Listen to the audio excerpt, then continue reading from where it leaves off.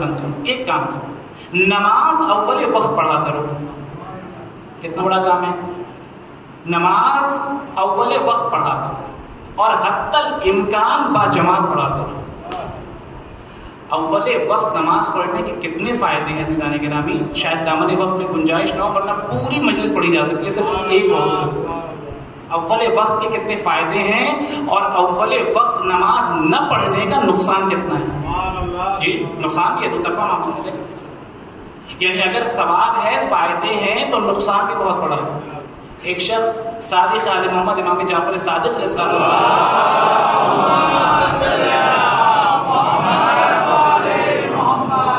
اور آ کے کہتا ہے فرزند رسول مجھ سے بہت بڑا گناہ ہو گیا, بہت بڑا گناہ کر کے آ رہا ہوں, مولا کیا میری بخشش ہو سکتی ہے؟ کیا امکان توبہ ہے؟ کیا امکان بخشش ہے, شفاعت ہو سکتی ہے میری؟ مولا نے فرمایا اللہ کریم ہے, تیرے گناہ بخش دے گا, بخش دے گا. کہ مولا بہت بڑا گناہ کر کے آیا, بہت بڑا گناہ ہوا ہے. اچھا میں آپ کی خدمت میں عرض کروں, چونکہ امام سے محو کلام تھا, امام سے گفتگو کر رہا تھا, لہٰذا یہ کام صحیح ہے, ورنہ اقرار گناہ ہے. کسی عام انسان کے سامنے گناہ کا اقرار نہیں کرنا چاہیے, اس سے انسان کے اندر جرأت پیدا ہوتی ہے, جری ہوتا ہے انسان. کبھی بھی اپنے گناہ کا اقرار حتیٰ کسی عالم دین کے سامنے بھی مت کیجیے, ہرگز نہیں. معصوم نہیں ہے, معصوم کے سامنے اقرار کر لیجیے, کیونکہ معصوم شفاعت کرنے والا ہے, وہ بخشوانے والا ہے. تو اس نے کہا مولا بہت بڑا گناہ کر کے آیا. معصوم نے مسکرا کے کہا اللہ بخشنے والا ہے, اللہ بہت کریم ہے, اللہ رحیم ہے, اللہ غفور الرحیم ہے. جب 3 بار اس نے یہ جملہ بار بار دہرایا کہ فرزند رسول بہت بڑا گناہ کیا ہے, گناہ کبیرہ کیا ہے, فلاں کیا ہے, مولا نے فرمایا کیا گناہ کیا ہے تم نے؟ تو اس نے کوئی گناہ بتایا, بتانے کی یہاں پہ ضرورت بھی نہیں ہے, محل بھی نہیں ہے. اس نے کہا فلاں گناہ کا میں مرتکب ہوا ہوں. پھر معصوم نے وہی جملہ دہرایا, کہا اللہ بخش دے گا, اللہ رحیم ہے. میں تو سوچ رہا تھا کہ تمہاری نماز صبح قضا ہو گئی. اللہ اللہ, میں سوچ رہا تھا کہ تیری نماز صبح قضا ہو گئی. یہ ہے نماز صبح قضا کرنے کا عقاب. کسی گناہ کبیرہ پہ جو سزا نہیں ہے وہ نماز صبح قضا کرنے کے لیے ہے. اور ہماری سب سے بڑی مشکل یہ ہے کہ ہم نماز ظہرین, نماز مغربین میں مسجد میں تو تعداد دیکھتے ہیں, لیکن نماز صبح میں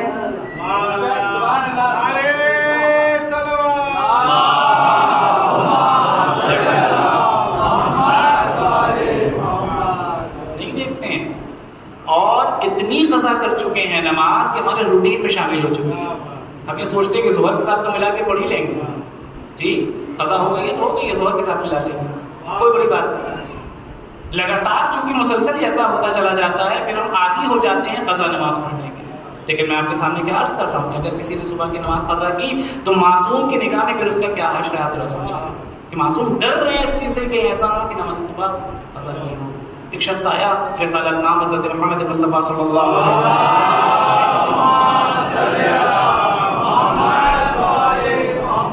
اور آ کے کہتا ہے کہ یا رسول اللہ میں ایک سفر پہ جا رہا ہوں, تجارت کا سفر ہے, شام جانے کا میرا ارادہ ہے, آپ میرے حق میں استخارہ کر لیں کہ میرا سفر مناسب رہے گا یا نہیں رہے گا.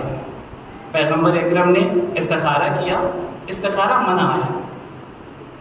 سرکار نے آواز دی کہ تمہارا استخارہ بہتر نہیں ہے, منع آ رہا ہے, لہٰذا اس پہ جانے دو, ارادہ کینسل کرو اور اس سفر پہ مت جاؤ, نقصان اٹھاؤ گے, بہت بڑا نقصان اٹھاؤ گے. پہلا چونکہ نبی نے کہہ دیا تھا, اس نے مان لیا اور اب اپنے دوستوں کو خط لکھتا ہے کہ میں سفر پہ نہیں جا پاؤں گا.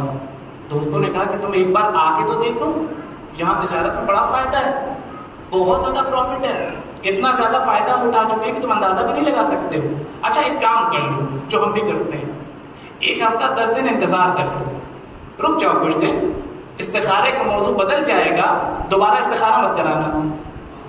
یہ ہم کرتے ہیں کہ نہیں کرتے ہیں؟ ان صاحب ایک بار استخارہ کر دیجئے, ان صاحب نے بتا دیا کہ صاحب استخارہ منع آ رہا ہے, اور ابھی ہمیں یقین ہی نہیں ہے کیوں منع آ گیا, ہمارے حق میں تو بہتر تھا.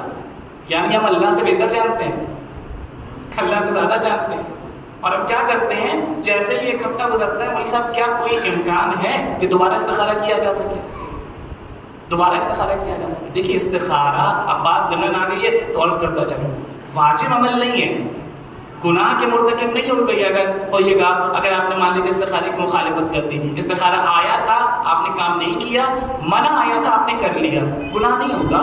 لیکن اس کے مترادف ہو جائے گا کہ آپ اللہ سے کہنا چاہتے ہیں کہ میرے اللہ اس مسئلے میں ہم تو اس سے بہتر جانتے ہیں, ہماری مرضی چلے گی, تیری مرضی نہیں چلنے والی.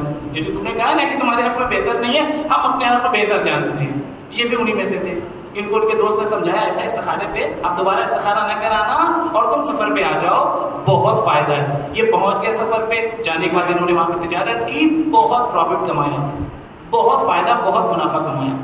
جب بہت منافع کما لیا تو سفر سے واپس آئے تو پھر رسالت آپ کی خدمت میں ہے.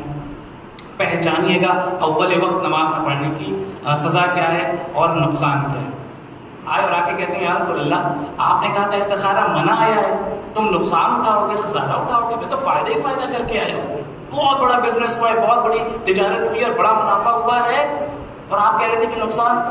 پیغمبر اکرم نے کہا کہ تم نے جو نقصان کیا ہے ابھی بھی اس سے ناواقف ہو, ابھی تمہیں خبر ہی نہیں ہے تم نے کتنا بڑا نقصان کر لیا. یا رسول اللہ کیا نقصان کر لیا؟ آپ نے کہا تھا نقصان ہوگا, میں تو فائدہ کر کے آ رہا ہوں. کہ یہ بتاؤ جب سفر پہ گئے تھے تو اس دوران سفر ایک دن تمہاری نماز صبح قضا ہوئی تھی یا نہیں ہوئی تھی؟